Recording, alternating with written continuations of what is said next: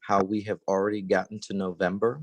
I feel like we just yesterday we were talking about the certificate, the series, and how we would engage together, and now we're at our third session. Um, and so it is just wild, and how much has happened in the world since we first came together in August to present.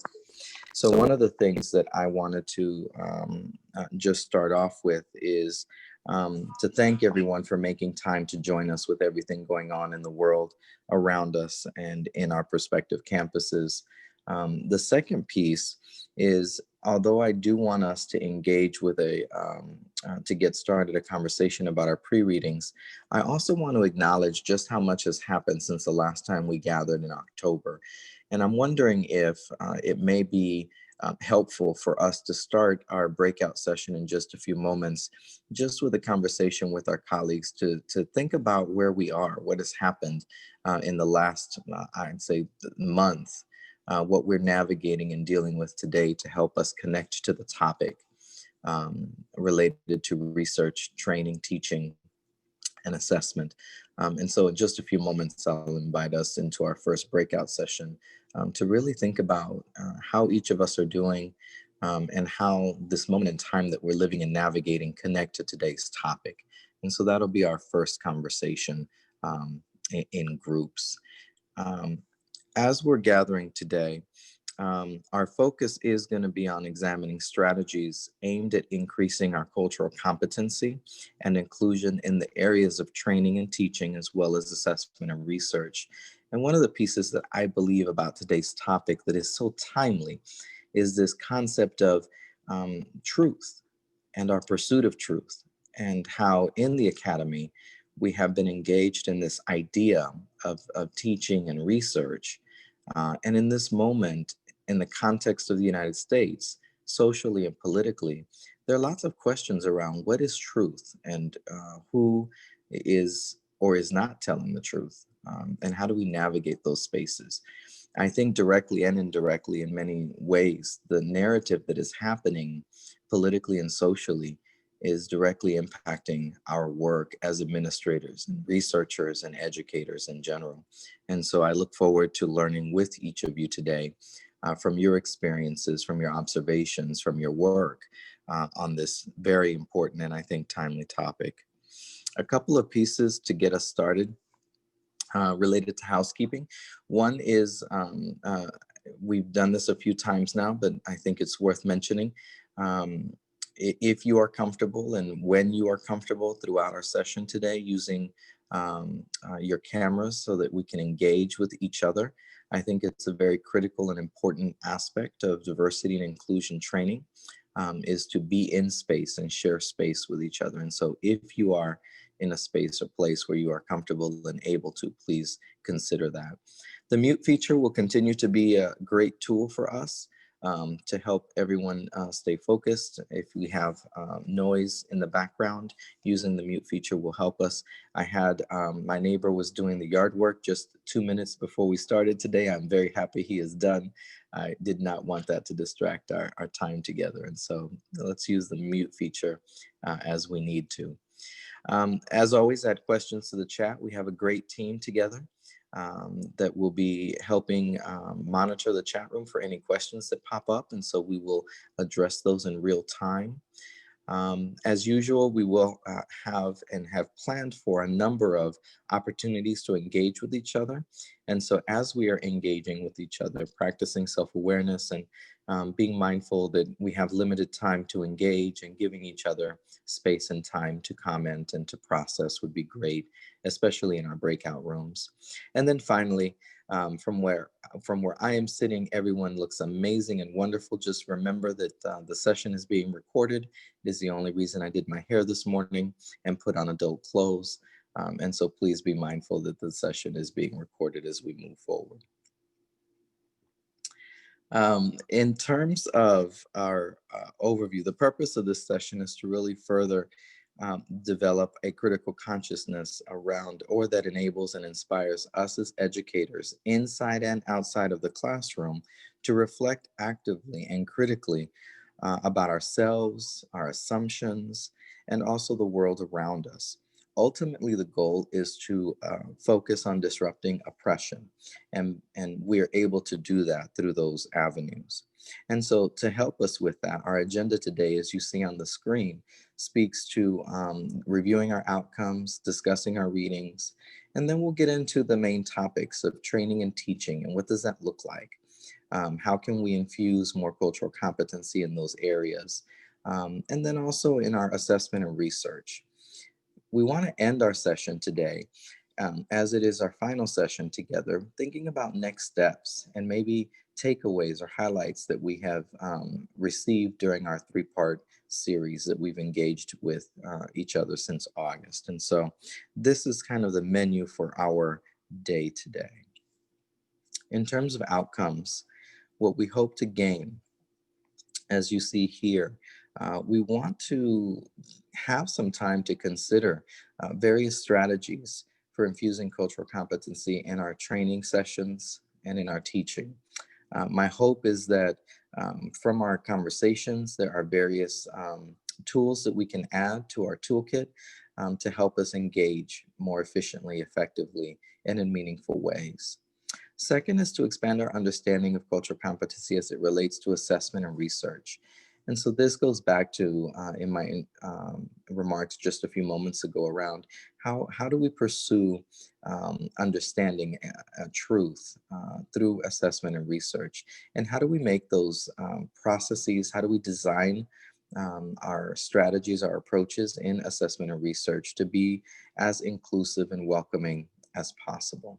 And then finally, reflecting on the process, our time together, and talking about next steps. Our goal is not to have our conversations end here at this session, but it really is to think about how we move forward together in this work.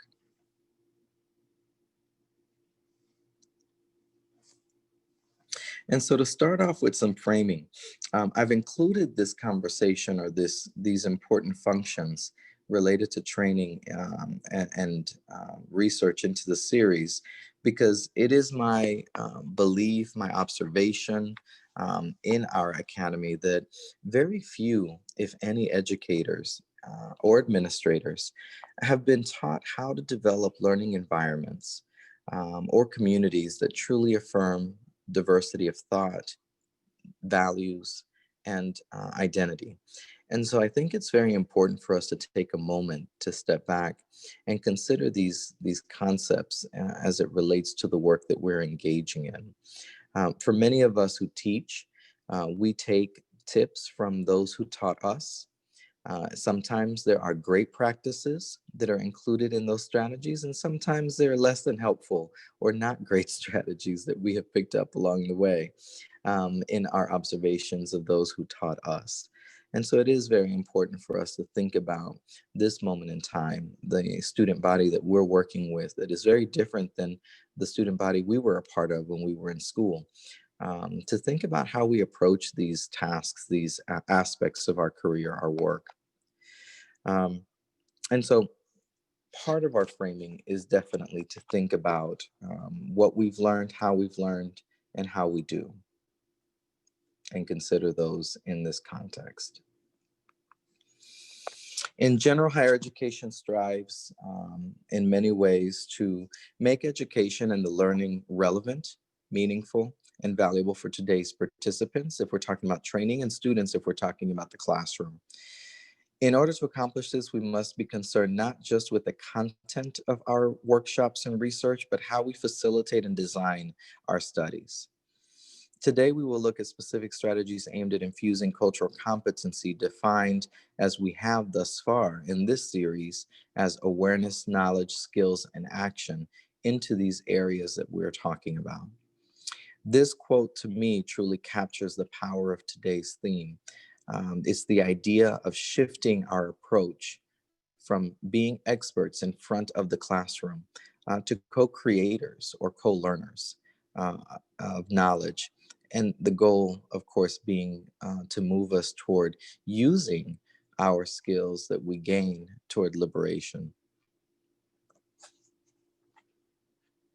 To get us started, I wanted to engage us with just a few pieces in framing the discussion related to approaches that can help us understand intercultural differences that we can adopt into our practice. For many of you, this may just be a refresher, and you may already practice some of these pieces. And then for others, this may be something to consider a different or a fresh approach to how we engage. The first piece offered by our authors is around listening and observing. To me, the listening and observing piece is not just about what people say, but also the nonverbal behaviors that I think are so important and give us clues into different cultures, different identities, and at times how our culture may be received in less than helpful ways. And so the listening and observing is something that I hope that we'll take some time to reconsider how we do that in relation to our work with our colleagues, our peers, whether it is as instructors of training or faculty or professors in the classroom. The second piece speaks to how we compare and contrast ideas, the idea of how we invite others to engage in this scholarly process and this scholarly practice. And do we set up an environment that allows folks to question, to be thoughtful, to explore? Um, the third piece around an approach to understanding intercultural difference speaks to thinking about how we as individuals engage in personal reflection. We're constantly evolving as a people. I think it's important for us to stay curious about who we are, who we're becoming, and how that shows up in different spaces. And so staying curious about who we are and engaging in personal reflection as an ongoing practice is something that I definitely would recommend. The next piece is around continuing this idea, forgive me, the personal identity piece to me is connected to personal reflection, staying curious about how who you are matters in this work and how it impacts participants and students. And so being very thoughtful about that, I think, is also important in this work. And then finally, role modeling skills related to empathizing with others. Building from these suggestions, I look forward to digging into these concepts of teaching and training, assessment and research today with each of you.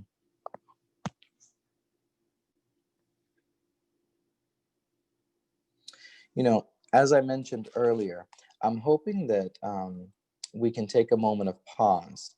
Originally, I had the prompt for our first breakout room was going to be just to focus on the readings and what you took away from those pieces that were added to our Google Classroom. But it is difficult to move forward in this moment in time without taking a moment of pause to just look around and acknowledge what has happened in our country, in the United States, specifically around the election, where we are with the coronavirus, and just what we're seeing, how it's impacting education, whether it's K through 12 or higher education. And so I would invite us to spend we're going to add a two breakout session or a second breakout session. And I'm going to ask Leslyn to invite us into a space in just pairs with one other person. And the first question that I'd like for us to wrestle with is to think about where we are and how we are doing as individuals. What are we seeing in our environments? How has the election impacted you, your work? How is this virus and where we are in this country with the virus impacting your work, your research, your environments? Let's just take a few minutes to check in from that perspective. Leslie, if you can set us up to do a quick parent share for about 5 minutes, I think that might be a really good way to get us started today. And then we'll reconnect, debrief that, and move into a second breakout session to think about the articles. But I think it's important to do a check-in with each other first. And so enjoy your first conversations, your first debrief. I look forward to welcoming us back in just a few moments.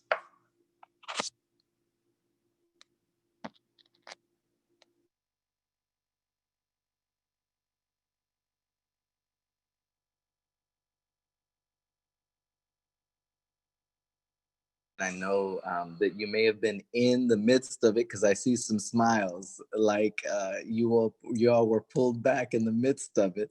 So I apologize for the brevity of it, and just welcome us to continue kind of engaging with each other in this space if you're comfortable.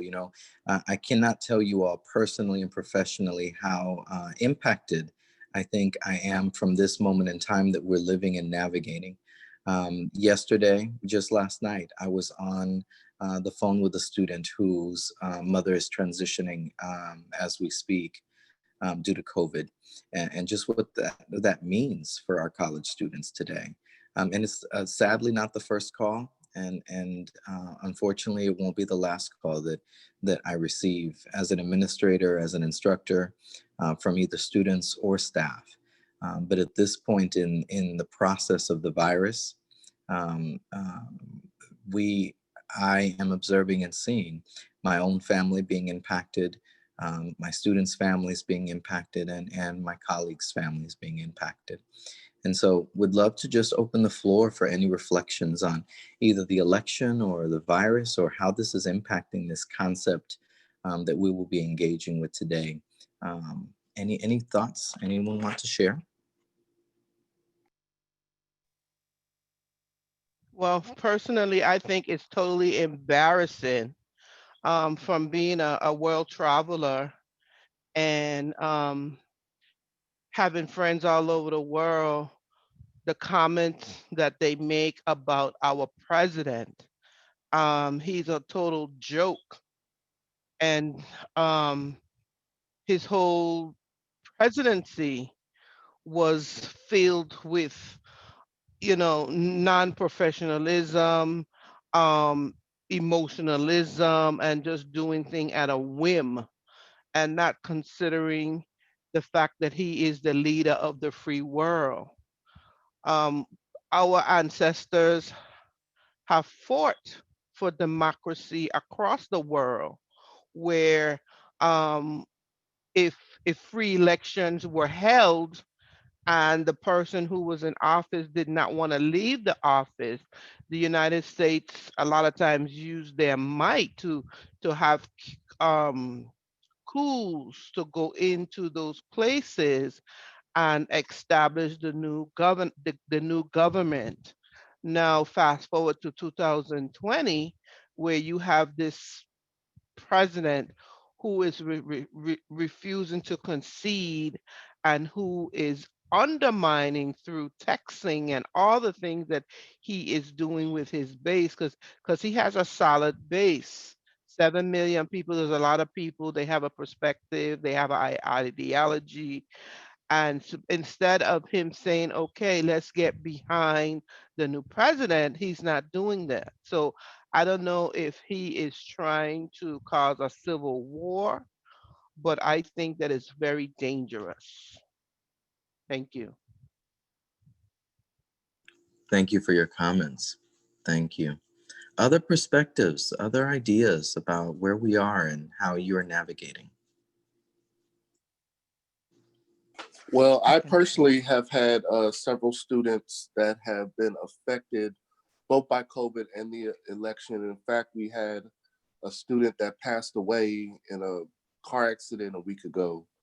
And then I just spoke to a student last week whose grandmother died from COVID and whose mother died from COVID. And now her father's going to jail. And it's just a lot of stress, a lot of trauma going on with our students, and it's leading to behavior that puts them at risk because they're really finding it hard to self distance, self isolate, um, and they're definitely running to family and potentially putting them at risk. So this is the first time in a long time that I've actually seen students extremely concerned about the election process, and voicing their opinions about, who do they actually want in office. They actually care at this age about who they want in office. Of course, you'll always have a small percentage, but because of all the things that are going on and the awareness has increased about policies and laws, the concern has increased. Thank you, Richard. I appreciate your comments and reflections as well. You know, something that stands or sticks with me about where we are right now related to COVID and the political climate really speaks to this concept of truth. And how can we, as researchers, as educators, present this pursuit of knowledge, this creation of knowledge, that is our bread and butter. That is our work at universities. Um, um, Around the world, right? And so this concept of education, to me, the work that we are engaged in and day out, and specifically with many of you who live and work and pursue STEM work, um, you are researchers that look for truth in science, and all of those things have come under fire socially and politically recently. And so I hope that as we engage in this conversation today, we will pull in some concepts and some thought around how are we navigating not just the pandemic and the political climate in the United States, but how are these conversations that play out in the media, in the news, among our students, among the communities that we conduct research in.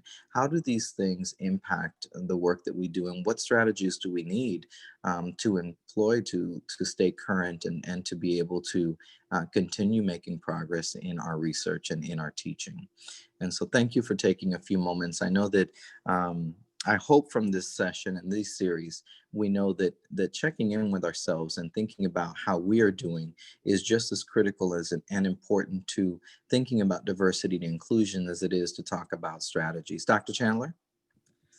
I was just wondering, how is your institution handling accommodating and working with faculty and staff around mindfulness and just mental health support? I'm just really curious because there's a lot of uncertainty right now, which impacts our jobs, right? And so I've been in multiple conversations across different campuses and at conferences around this topic. So I'm just curious if you had any strategies or that your institution is doing that we can sort of model or consider.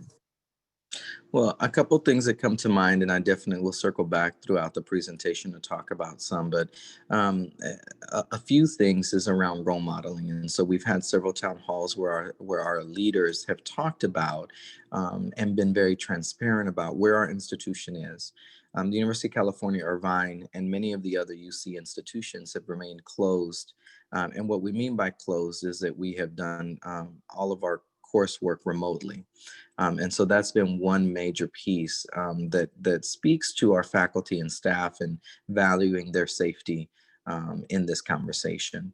There are a couple of other pieces that have been policies that have been implemented on our campus, and one that I think of is how time is used. They have expanded the maximum vacation hours that we can accrue at the institution because the institution acknowledges that many of us have not taken time off during this pandemic. And so that has been one accommodation that has been made. A second is that they have developed COVID days that are been gifted to faculty and staff in addition to our sick time. And so if we need to take COVID time to take care of family, to take care of children, to deal with any aspect of this pandemic, there have been additional days gifted to each person. And there was a deadline to use those days by the end of December, but that has been expanded or extended until, if I'm not mistaken, July 1 at this point is what we're looking at.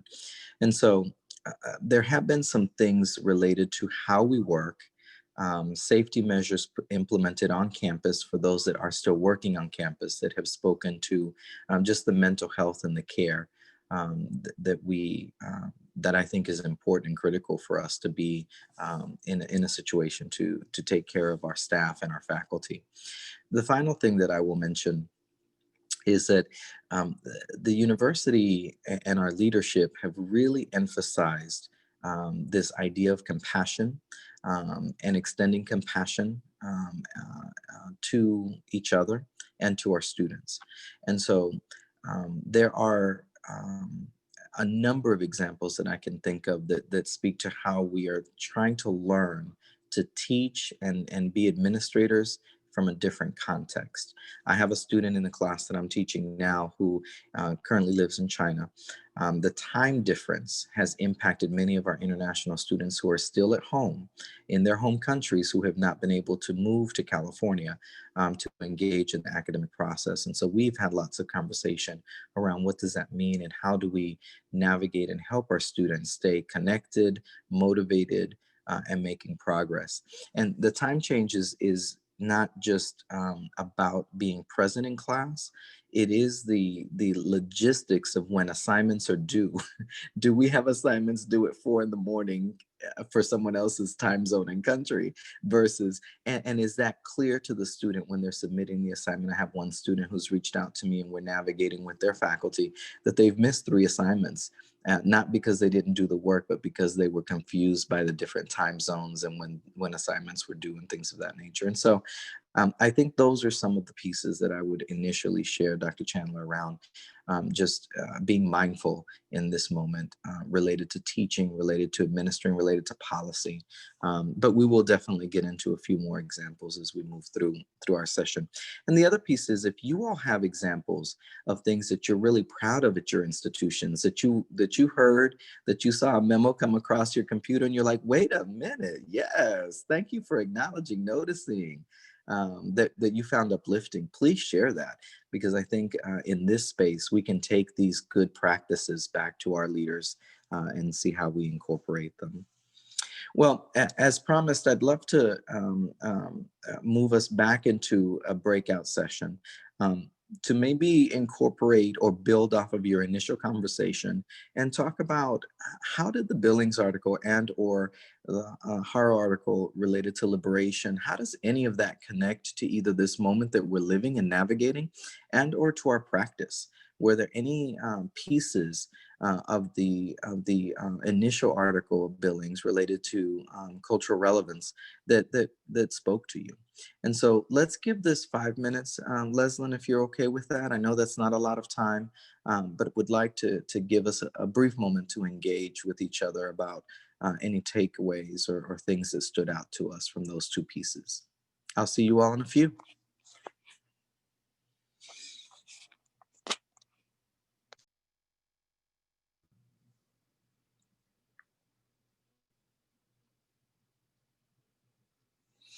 All right, good people. I believe that the last time we came out of breakout rooms, one of our colleagues or 2 of our colleagues or a few of us may have been cut off in mid-sentence. If that happened again this time, I sincerely apologize. But if you would like to pick up where you were, I invite maybe a reflection or 2 of what came up in your discussions.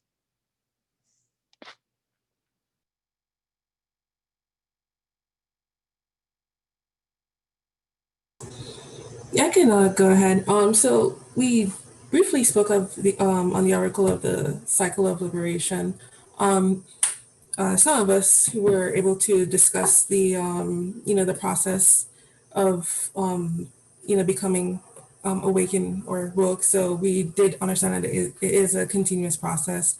Many of us, we were able to realize that this affected us personally, and there are different steps that you can take in becoming an advocate for someone, and then maintain that same momentum and continue to maintain that level of wokeness that you got. But I do believe it was Cheryl who's actually in the middle of a sentence while we got transferred over. But what she was saying was actually, I can resonate with as well. It is something about having that foundation and just continuing to build on that.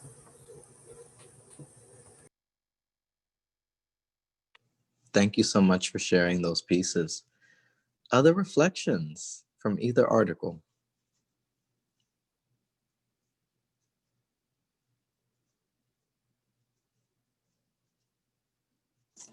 I'm going to jump in with something I shared in the group from the Cycle of Liberation article, that liberation is the practice of love. And this love undergirds the work that we do. And so I found that change happens, it seems, when we are in relationship with someone or with others. And this compassion, as we talked about in the group, or love, happens and spurs action. And so for me, the diversity and inclusion work that we do, if it's only knowledge based, and at the end of the day, you are still not in relationship with others, you have no Native American friends, you have no Black friends, you have no Asian friends, that this is just a work that you do, we are not going to end up where we want to be. Our teaching, our culturally relevant pedagogy is inauthentic, not genuine, because we have not really been in relationship with someone, practicing love, practicing liberation. Absolutely. Thank you, Dr. Raming. Beautiful pieces to hold on to as we continue to engage in today's topic. To build off of the comments that have been made, there's a quote that I admire very much. Our former governor of the state of Florida, Governor Askew, at the dedication of one of his buildings at Florida State, opened his remarks using this quote. It says, "To teach is to change a life forever." And I really appreciate that concept, because I think that that connects to the comments that Dr. Raming has made around what we do and how we engage in this work is really about the change. It's about being changed and helping others change. And so as we think about this, let me go back to our slides. One of the things that I want us to transition to from thinking about these articles is to talk a little bit about training and teaching today. The idea of how do we approach this concept of creating conditions for learning inside and outside of the classroom. I want to confess to all of my academic friends on this call that I believe that teaching at a university happens both inside and outside of the classroom. And I think that administrators are just as much educators as our faculty are. And so I want to share that perception and my philosophy so that you understand where I'm coming from as I present some of this material. And so as all of us are engaged in one mission on our campuses, which is to educate, how do we create the conditions for that to happen? One of the pieces that I have appreciated about our conversation thus far today is how many of you have been role modeling something that I think is very important. So we as faculty and administrators want transparency from our leaders, but I think we also have to give transparency in front of the classroom, in front of our peers, and in front of students, right, as administrators. And so if we are confused and frustrated, we should be able to articulate that to our students and say, this is a century, it has been a century since we have dealt with a pandemic. We don't know how to do this. Let's do this together. Let's learn together. Let's work together. I think getting buy-in from our students to understand that we are recreating environments and trying to present conditions for us to all learn and grow together, and doing that in collaboration, I think can be very, very important in this work. With those ideas said, based on what you all have inspired this morning so far, I want to take the conversation into a place of talking about these words, training and teaching. I'd love to invite us into this conversation, understanding that we all come from different areas of our campuses. And different roles of our at our campuses. We even bring different backgrounds and identities into the conversation, which makes it so rich this morning. And so with that said, I'd love for us to talk about language as we have done in the past. What do you think the differences or similarities between teaching and training is? And so that's what I'd like for us to talk about together for just a moment. Anyone have thoughts on what the similarities or differences between those two terms might be?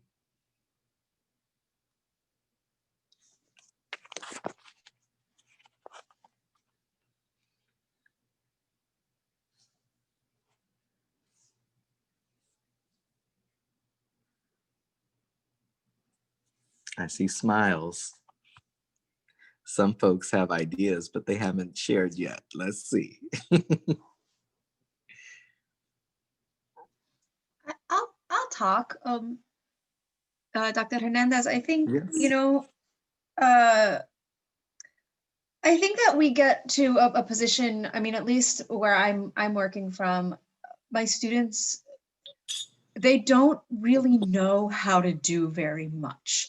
And I'm talking about anything from just teaching them like how to construct a sentence to, how to think critically about the sources that are given to them. And I find that in the classroom, this is something that I think really surprised me when I started teaching, and I'm still relatively new in the, sort of higher education.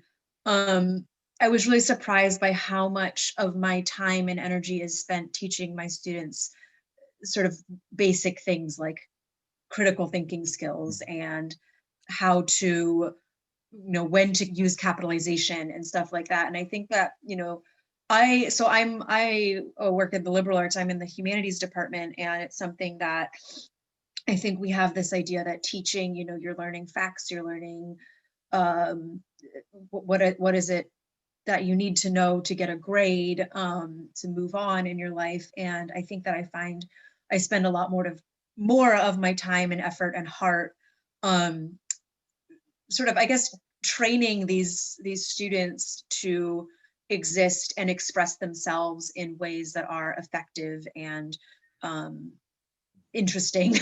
I think mostly effective. And so I think, at least for those of us that are in the classroom, especially teaching, first and second year students, a lot more of our heart and effort goes into sort of what I would designate as training students on just how to be sort of functioning members of society and engaging in a dialogue, I think.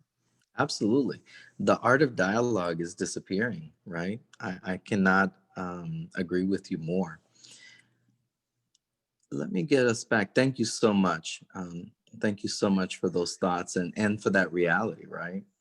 You know, I want to propose or share this idea related to what teaching and training is, just so that we can build off of those thoughts around just how challenging the work is becoming and how much more we have to invest in a foundation for our students. And I won't say just our students. I think that um, outside of the classroom, it is important for us to engage in these conversations with our colleagues to remind each other of how important it is for us to be open, for us to be able to engage with different thoughts and accept those thoughts, not as an attempt to change who we are fundamentally, but to just be able to consider different ideas.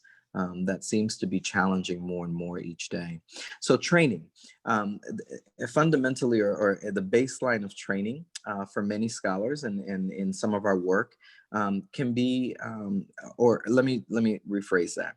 The concept of training and teaching, the difference and similarities can sometimes live in our goal. And so the goal of training can be to improve performance. And I think that there is some training involved in the classroom, as Sharon has just shared with us. We have to train people to think critically. We have to train students to be able to engage in dialogue and not feel threatened by a conversation. Um, then the aspect of teaching is this concept of exchanging information, right? I would also say with teaching, it's also being able to present a different model or a different idea on what is knowledge and who is allowed to create knowledge and who is given credit for the creation of knowledge. I think in teaching, that process of exchanging information and giving students and staff and colleagues the tools to be able to engage with information, I think is very critical and important. Some examples on training and teaching that can be similar in terms of approach can be that this can be delivered in the form of workshops, presentations.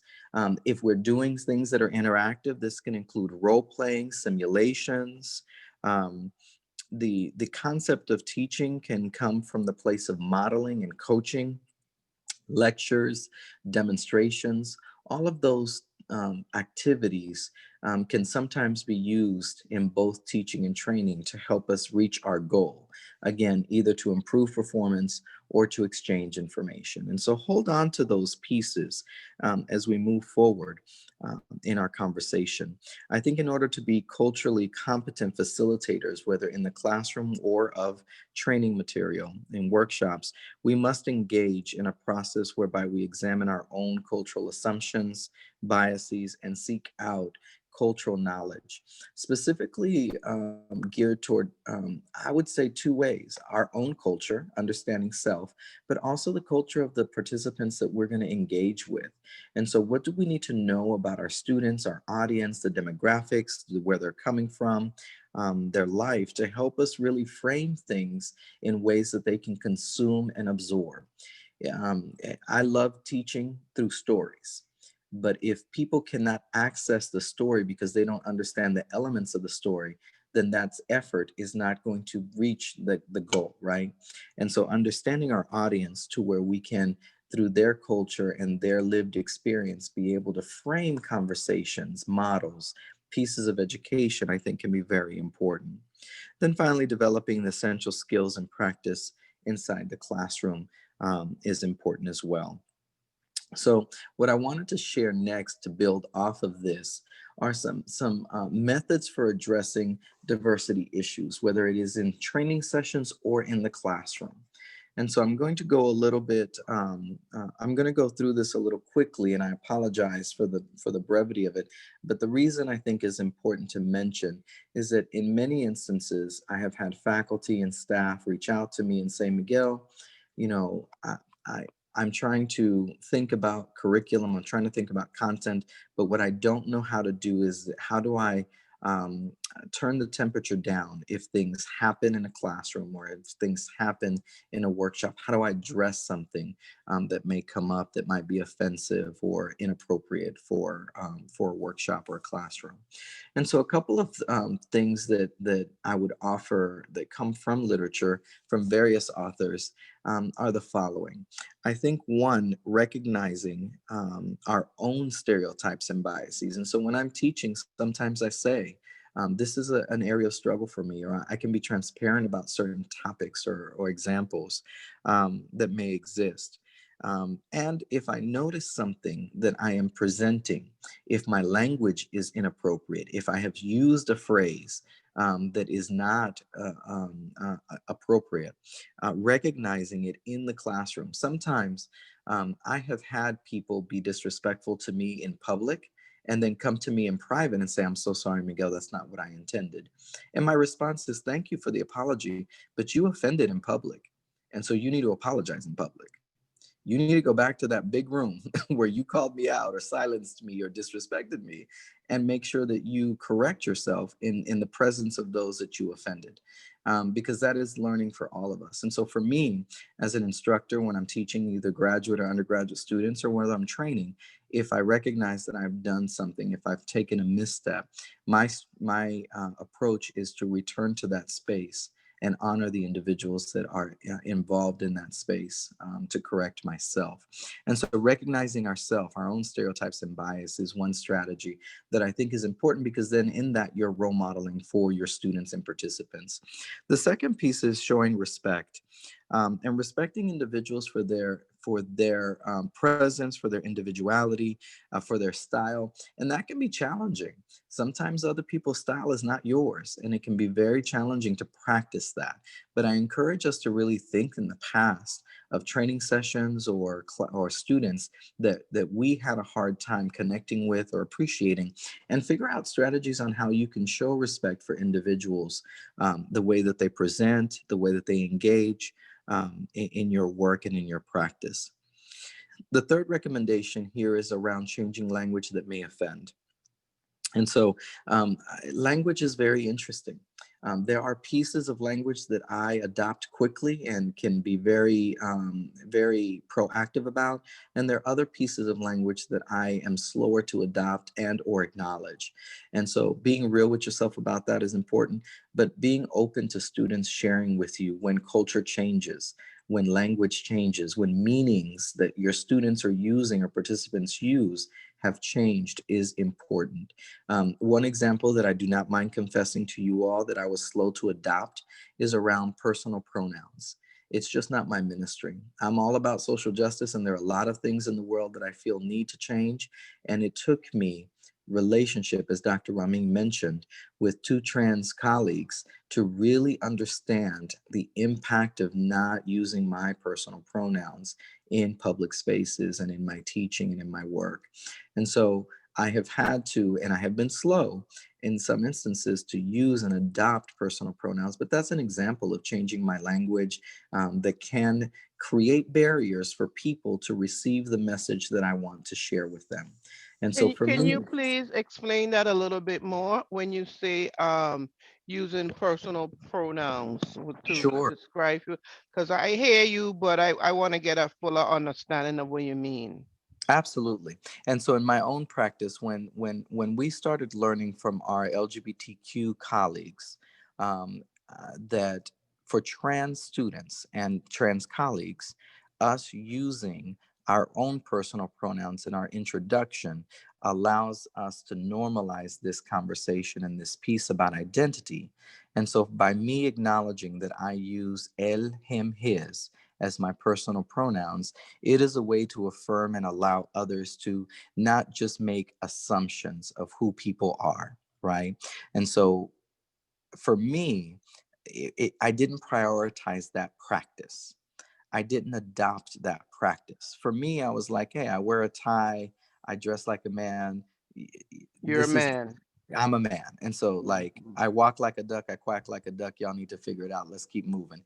And so it wasn't until I worked with, there was an amazing researcher, faculty member from another institution that came to do some work on our campus that shared their trans story. It wasn't Mhm. until I interacted with a colleague who's married to a trans person and became part of the relationship was to learn about their journey, their story, and what Mm. is off-putting to them, right? And so for me, what I have done in my practice is I've changed my perception of how I adopt or don't adopt language. For me, it isn't about whether I'm comfortable. I had to remove me from the equation. It is about what creates barriers for my students or for my staff. Mhm. If I create barriers because I'm not using appropriate language and I'm offending people, then that limits my ability to reach them with a message or to advocate with them, things of that nature. And so I found myself being less effective because I was being resistant to language, if that makes sense. Yes, got it. Thank you. Thank Cool. you. No, no worries. Thank you for the question. Looking at these other two pieces that are here, assessing students' comfort levels with climate and tone of class. You know, there are a number of different pieces that you can do throughout your course that you can build in to check in with your students and see how is the semester going, what are activities or tools or practices of our classroom that are helpful in you retaining information, what is something that you recommend that we try and look at. And so to the extent that you're open, I would definitely include students in this conversation about climate and tone and how does the course, how does the environment feel? And so assessing that I think is very important. And the last piece is around discussing diversity in department meetings. I was just talking to Dr. Chandler, and I thought it was very important for us to add a little bit of time to our conversation today, because for many of us, we may not have had an opportunity to engage with our colleagues and our peers about how we're doing, how the world is impacting us in this moment in time. And so building that practice in and negotiating with our leaders and our colleagues around, let's set aside some time to discuss how we're doing, what's happening around the world related to diversity that impacts our research, our classes, the topics, our work. Again, for STEM, I cannot think of a time that it is so clear that the concept of truth and that the concept of science is under attack. And so for me, that would be not an easy conversation, but an easy opportunity to say, hey, let's talk about what this means, what's happening around us, and how does that impact our work. And so, again, these are a few strategies that I think if we put them into practice, it will prepare us to address issues of diversity that may come up in our departments in our classrooms or in our training classes. And it is a mix of thinking about ourselves and the impact we have on space, but also how we navigate conflict and conversations that may arise as well. We have this question: how have you addressed diversity issues in training and classrooms? For the sake of time, I'm going to leave this question as a piece of self-reflection for us to think about. And so think about moments that you have addressed diversity issues in classrooms or training settings in your departments, with peers, with students.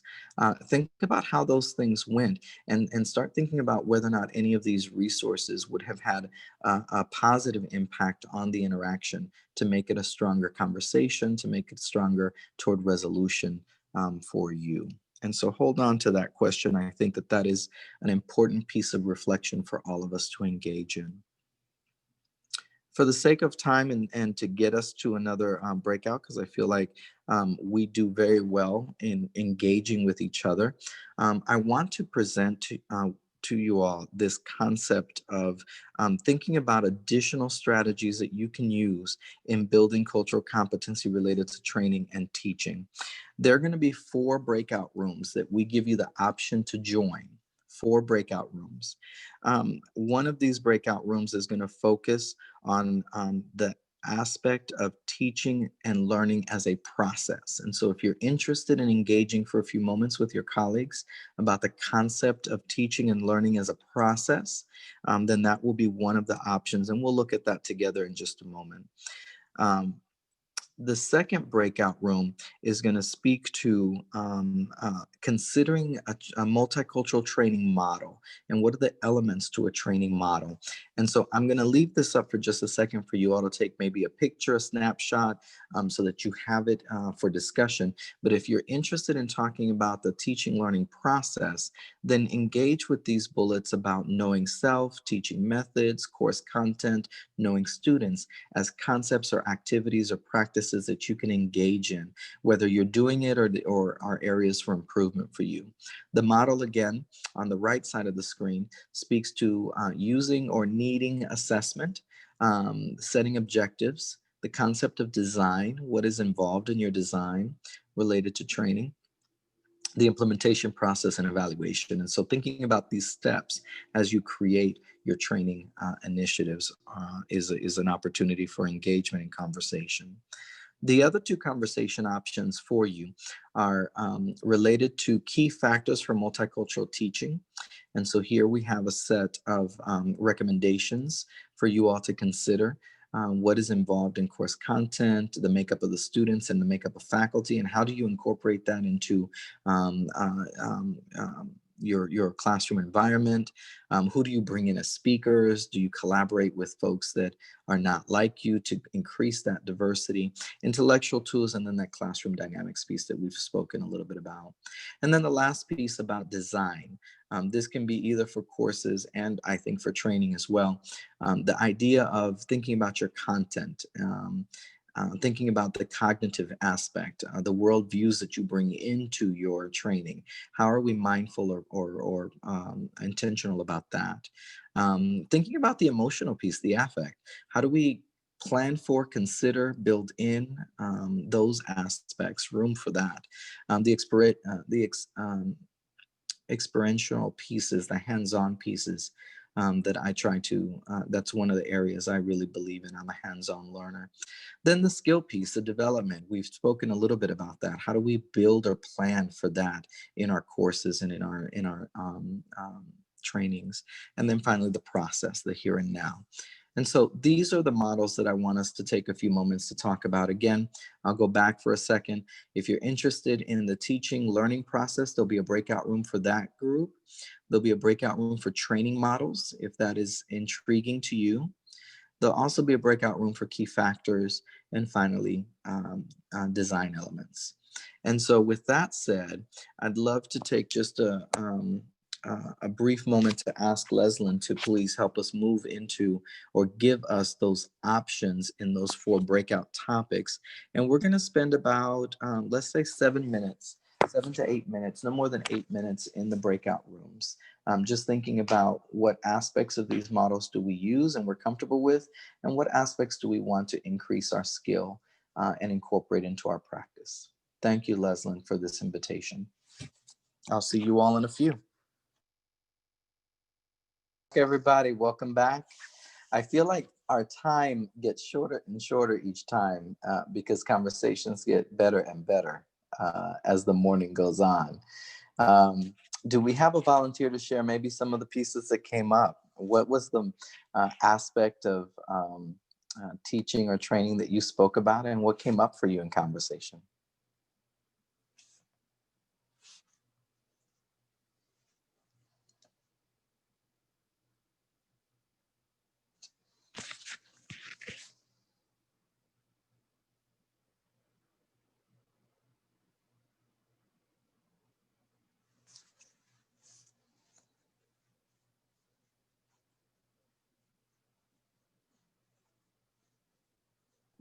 I'll go. Sorry about that. In my group, Dr. Hernandez, I'm really struggling with and thinking about the approach I want to take because I joined the course design elements and what direction I need to go in course development, especially here in Los Angeles because it's so diverse and our students will be in um, um, conducting field, being a part of field education in very diverse communities. And one of the courses I'm developing is social work, agency experience. Mm-hmm. And what approach I want it to be different, not the same old, this is what you do in an agency. This is how you approach a client and boundaries, but how do I really bring that core cultural diverse experience for the students? And that is something that I'm struggling with. No, thank you for sharing. I have I'm going to write this down so that I don't forget. I have a course that I taught I think it was last fall, preparing students to engage in field work. And there's a great video that I used in sharing or at least laying the foundation for what it means to engage with diverse communities and how to engage in a way that honors their culture, giving us an understanding that we need to be adaptable too, right? In order to get their buy-in and their participation into our work. And so I will definitely forward that your way and or work with Ms. Ada to add it to the Google Classroom so that everyone has access to it. But I will not forget to do that later today. Please don't forget, please. Yes. I really need that. That might be Thank very you. helpful. Thank you for that. And it is a real piece, right? How many students we have that go into the field work unprepared to understand that it isn't about them, that we really have to work with our colleagues, with our community, and approach work from their context, from their language, from their customs, from their tradition, and how to study and be able to adapt to that. Thank you for sharing. Well, good folks, for the sake of time, what I'd love to do is to move us to take a brief break. I think we've been at it for a little bit. We may need to stretch. We may need to use a restroom. We may need some refresh our cups of coffee. And so I would invite us to go into a break and come back at 26 after.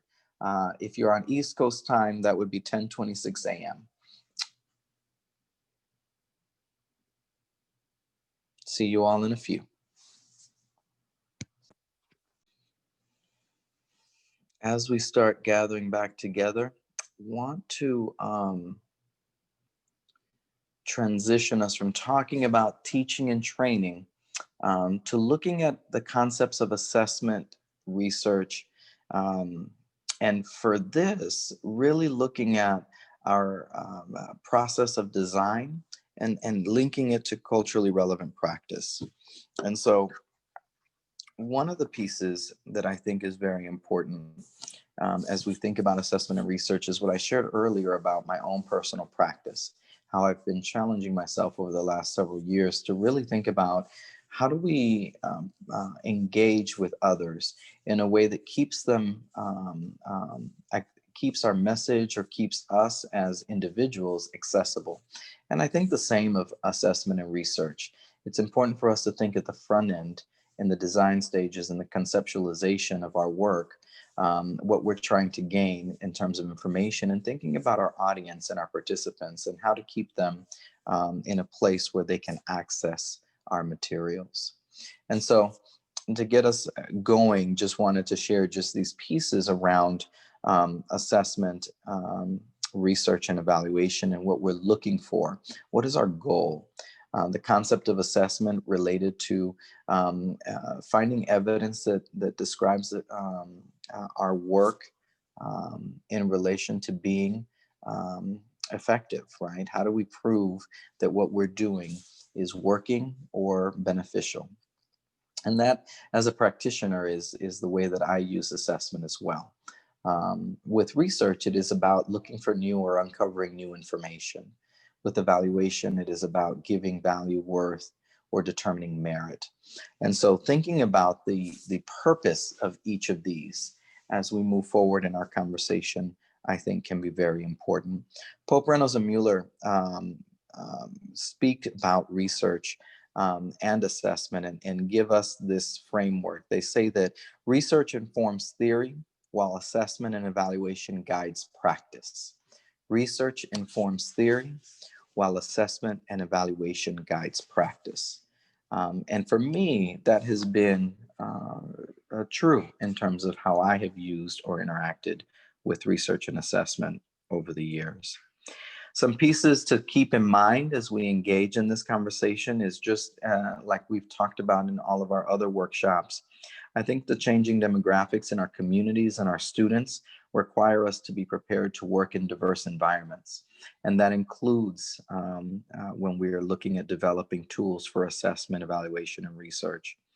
Core to this preparation is developing an understanding of the lived experience of others and what they value and how to engage and model our tools to honor that diversity that we get to interact with. And so as we continue looking at this, for research, another piece that has been helpful for me in thinking about research and assessment in this conversation is a phrase that was given to me related to research being like a microscope, which allows us to discover or examine a phenomena, and assessment being like a mirror that gives us, or assessment and evaluation being more like a mirror that gives us more of an accurate image that we can study and examine. And so this particular quote from Hurtado really gives me some appreciation for this conversation related to figuring out what the purpose of our research is and how we can begin reframing discussions to make them useful, to make them helpful. I think part of this connects to training and teaching just as much as in this category, assessment and research, making sure that folks understand the process, making sure that we're bringing people along as we engage in the process of research and assessment. A couple of pieces related to moving toward cultural awareness and inclusion as it relates to assessment and research are listed here.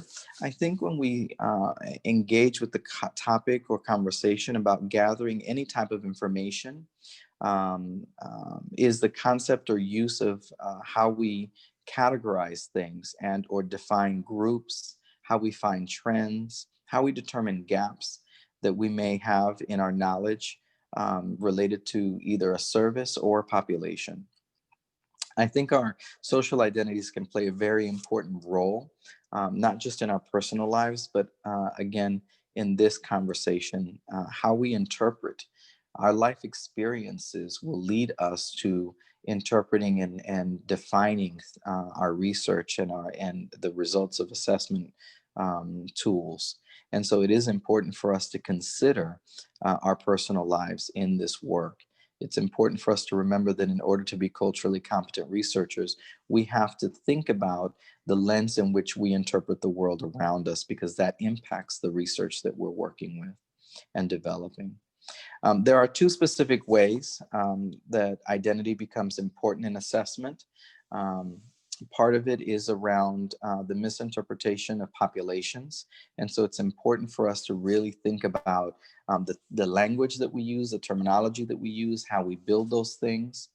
And for much of our work, I think if you look here on this slide, thinking about our awareness and our assumptions is important. Defining the population of interest and using language that supports that population of interest is very important. Um, um, Forgive me, I want to make sure that I don't miss a specific point. The appropriateness of measurement and data collection are also very important for us to consider related to research and assessment. And so for particular communities, if we are looking at working with a collectivist community, a community that values the collaboration, then certain types of tools, certain measures may not be appropriate because the community may not accept or receive that particular approach. And so if it is less personal, if it is less engaging, then certain communities will not fulfill or complete various tools related to assessment. And so thinking about the community as you develop your measurement tools is important. And then the data collection process, I think, is very important.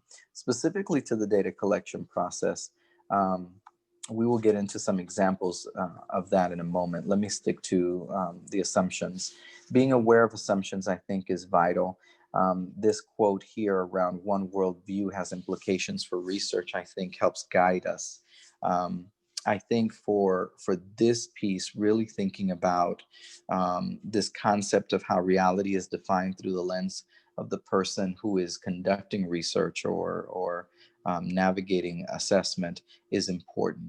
And so back to the conversation we've had in the past around thinking about our stereotypes, our biases, and the lens in which we view the world, I think has a lot of implications for research to consider.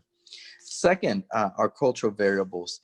And I really appreciate this cultural variables piece around, I mentioned this collectivism versus individualism, and thinking about how we in the academy may approach research from a very individualistic perspective. But if we're working with communities that have a different cultural understanding or reality, then we will have to figure out how to adjust our methods, our process to honor them. Communication style is another consideration around cultural variables. It is important to know how our population communicates. It can be a true language piece. It could be a different language. And so in my research, for example, related to undocumented students that I conducted most recently, the communication style for my research, I was specifically looking at Hispanic Latinx students. And so my research was, I collected data in both English and Spanish, and I went through the work of having to translate and create meaning around a different language. And so at times when we're working with participants, we're going to have to keep in mind that their language may not be the language of the academy that we're working at. And what does that mean? The time orientation piece is also just as important. In my work with the Seminole Tribe of Florida while I was at Florida State University for the past 8 years, time orientation was very a real concept that I had to adopt and learn from. For the population that I was working with and creating resources with and researching, the Seminole Tribe does not have the same sense of time as we do. They're guided very differently. One of the elders of the tribe shared with me that they were very willing to work with me, but they would wait until the ancestors told them it was time to engage with me. Now, the ancestors and my vice president were not on the same calendar, let me just tell y'all. And so my time with the Seminole Tribe of Florida really taught me to appreciate, respect, and build in time into the study, project, or activity that I was engaging with. And so we'll look at these just a little bit more. With time orientation specifically, one of our native scholars, Professor Wilson, really shares this idea around time. And in the academy, we build time orientation around the banking system. And those that created the banking system in this country were white men. And so the center of time, the center of the academic calendar, for many of us, may still be the concept of the banking hours or white men. Well, Professor Wilson and their research really talks about how each identity can be one step removed from that center of time orientation. And so white women are one step removed from this concept of white men. Black men, then Black women will be other steps removed from that center of time. And so our culture, our practice, even our motivation is going to be steps removed from that center of time. As a Latino male, or LM, I really live this. I really feel this. And for many, many years, I really felt conflicted in relation to time orientation, because I felt like I would adopt the descriptors of white people related to being a procrastinator or not being efficient or effective with my time. And I've had to come and grow into this reality that my ancestors did not honor the white man's clock. And I don't honor, in many ways, the white man's clock. And what I mean by that is that I had to be okay with allowing my ancestors and my culture and my spirit to be moved to act, and not feel bad when my inspiration to complete a project is not aligned with my white male colleagues, for example. And so I talk about understanding ourselves and our culture very differently. We have a white female faculty member who illustrated this concept of time orientation from her lens, and I have her permission to share. When she talked about this idea around pursuing tenure as a faculty member, she said that time orientation for her is disrupted, and not disrupted, she didn't use the word disrupted, but it is very different than white men, because she had to consider children, marriage, family, her culture, and her aspirations and desires outside of her career. Whereas many white men don't have to think about maternity leave. Paternity leave did not exist when she was coming through the ranks. That is something that is a newer concept. And so thinking about time orientation in relation to our colleagues, our students, but also assessment and research is very important. I definitely recommend Professor Wilson's work. I will definitely include that in our resources, and we'll work with Ms. Ada to get those loaded for you all. I think that their research and their conversation around time is just brilliant.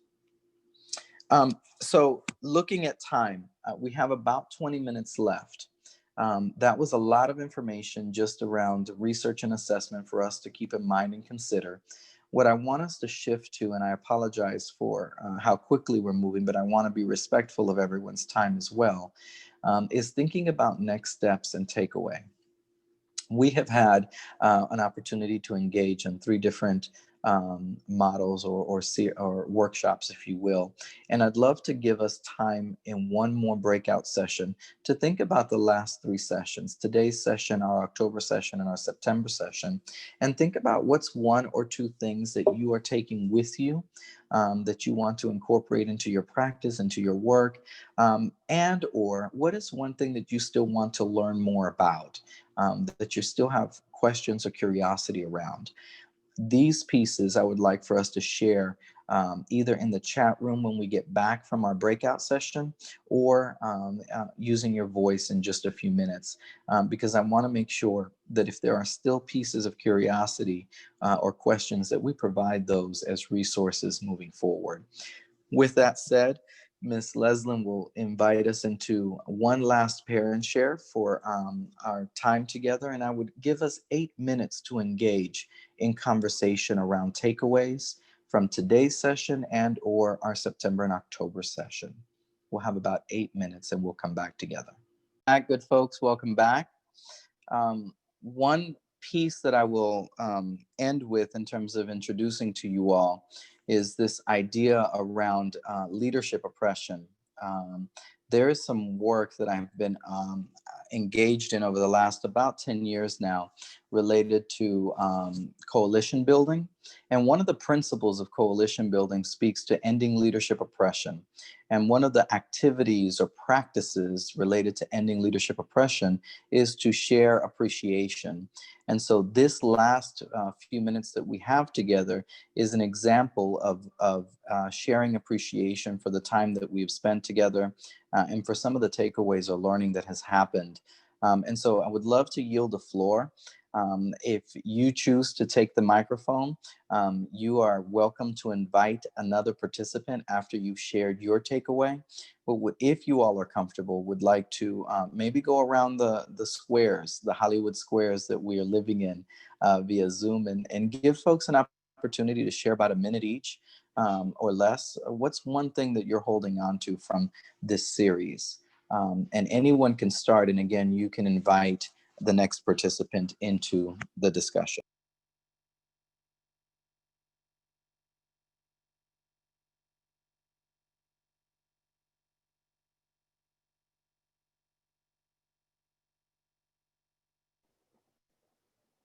I'll start. Mary Starks. I'm here in Los Angeles, Pacific Oaks College. And Dr. Hernandez, being new to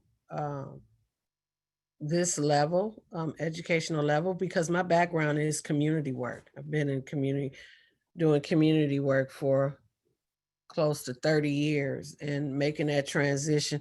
But it included post-secondary education and higher education as well.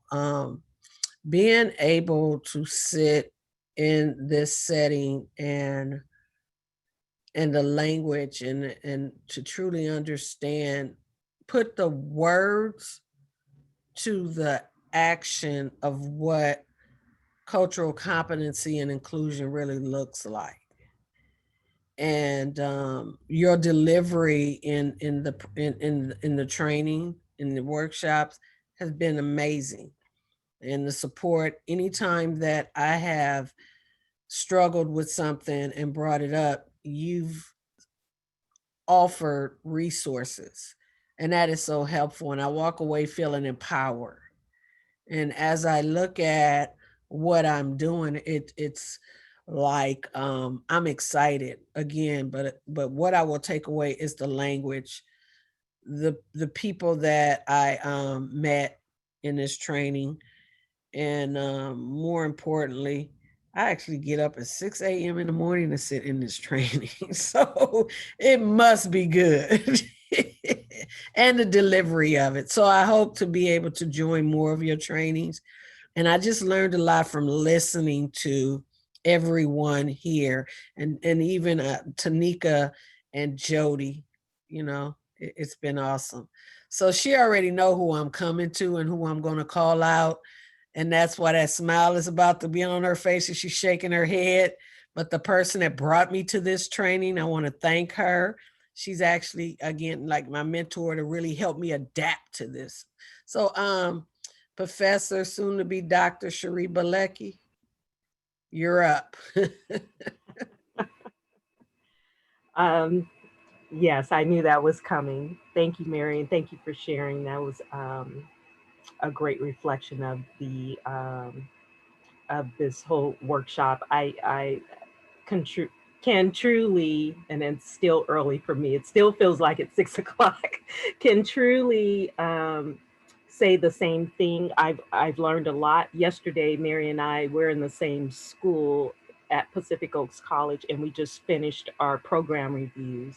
And I was just sharing in our last breakout session that I can take everything that we learn and eat every month into my program assessment and really reflecting on what I need to do next in my program for next year.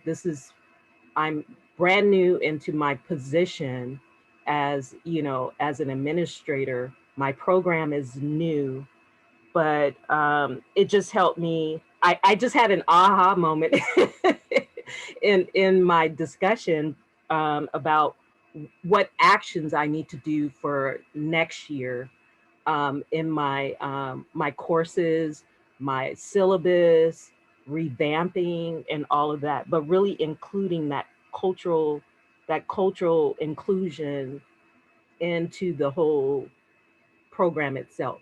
Our school is built on that. I think I've mentioned that before, but what does that really mean?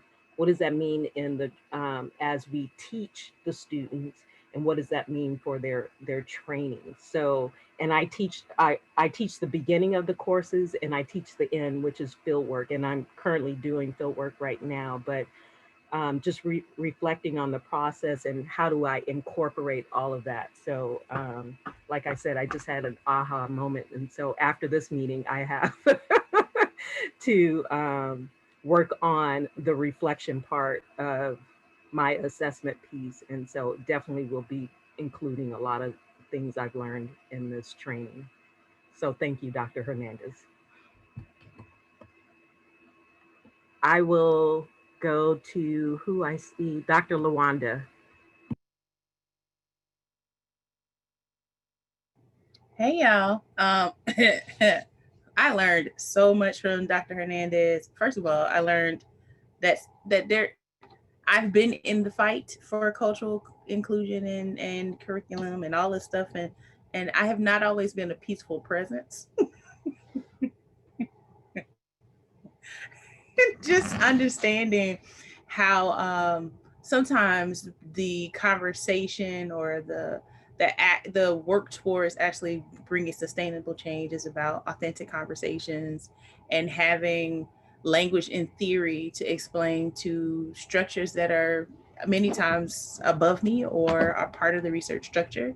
That's been really great. And even these conversations have spawned other conversations on my campus with other colleagues of mine where they're like, now I know I can do this inside a curriculum, or I can create these opportunities for graduate students. And those were things that I was thinking, but I didn't have the language to create the authentic space where we could change stuff together. And it helped me kind of really see some of the people I work with, not as a part of the opposition, but how we can work together towards accomplishing something that's going to build out a structure for the next generation, so that we don't find ourselves in this space, right? Having these kind of difficult conversations.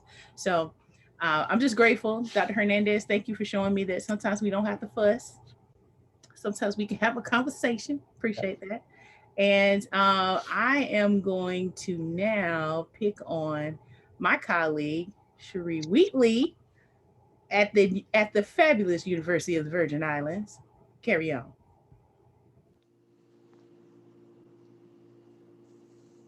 Good morning to all. And I just want to say, from the time I heard her name, I know I was going to be next because she invited me here. I want to be just like her when I grow up. She is such an inspiring individual. From the minute I met, I mean, I know it's not about her, but she brought me here. But from the minute she stepped her foot through the door to come and get her orientation, I don't even know how we hooked up or how we started talking. But I knew that some way, somehow, we were going to work closely together. And the work that she's doing is bringing us closer together with one accord. And I'm so happy about that. And at the university where I am the program administrator for the Center of Excellence in Teaching and Learning. So I'm really not in the classroom, but I get an opportunity to influence the faculty. I get a opportunity to influence the pedagogy and the mindset and how we could go about affecting change and big change in the way you speak, in the way you do things, in the way you see our people, because we're set right in the middle of the Caribbean and the Caribbean Sea. And like I was telling somebody in the group I was just in, our population is mainly a black Caribbean people, young people who, especially young boys who are just left out of the educational system in some way or somehow. but they're not getting the skills that they need. And even when they try to go to college, sometimes they're not given the encouraging language.